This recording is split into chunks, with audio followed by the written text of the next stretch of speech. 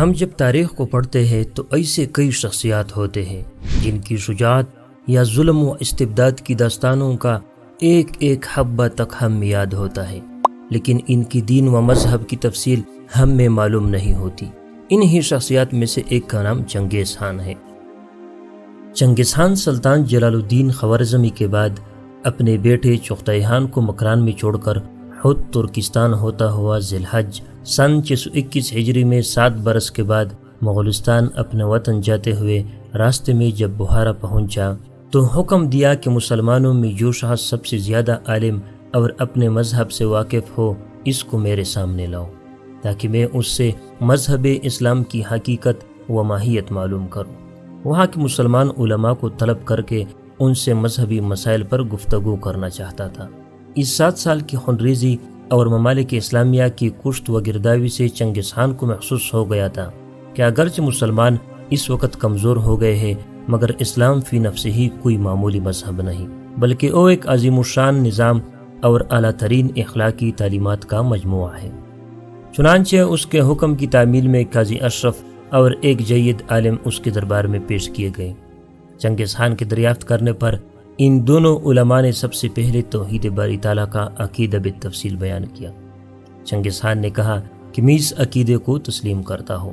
اس کے بعد انہوں نے رسالت کا عقیدہ بیان کیا۔ چنگیز خان نے پھر کہا کہ میں اس بات کو بھی قابل قبول مانتا ہوں کہ اللہ تعالیٰ بندوں کی ہدایت کے لیے دنیا میں اپنے الچی اور پیغمبر بھیجا کرتا ہے۔ اس کے بعد انہوں نے نماز اور روزے کے لازمی ہونے کا حال بیان کیا۔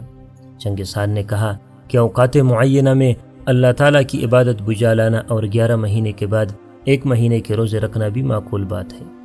اس کے بعد انہوں نے حج بیت اللہ کے فرض ہونے کا حال بیان کیا۔ چنگیز خان نے کہا کہ اس کی ضرورت کو میں تسلیم نہیں کرتا۔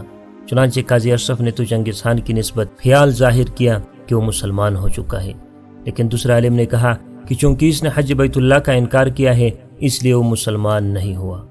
اس کے بعد چنگیز خان سمرقند پہنچا اور وہاں کے مسلمانوں پر بہت مہربانیاں مبذول کی۔ مسلمان تاجروں کو اس نے مراعات دی اور تجارتی تعلقات قائم رکھنے کو بہت اہمیت دیتا تھا۔ چنگیز خان نے حکم دیا کہ شعائر اسلامی پر آزادی سے عمل کیا جا سکتا ہے جو اس وقت تک مشرقی اور مغربی ترکستان میں ممنوع تھے، اب سب جگہ آزان دی جانے لگی۔ وہ اس سے غور کرنے کا مقام ہے۔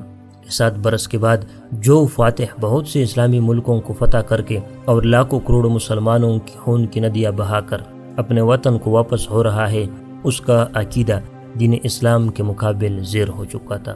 بہرحال اس بات پر مورخین متفق ہیں کہ آخری ایام میں چنگیز خان دین اسلام سے متاثر ضرور ہوا۔ مجھے دیجیے اجازت، اپنا خیال رکھیے۔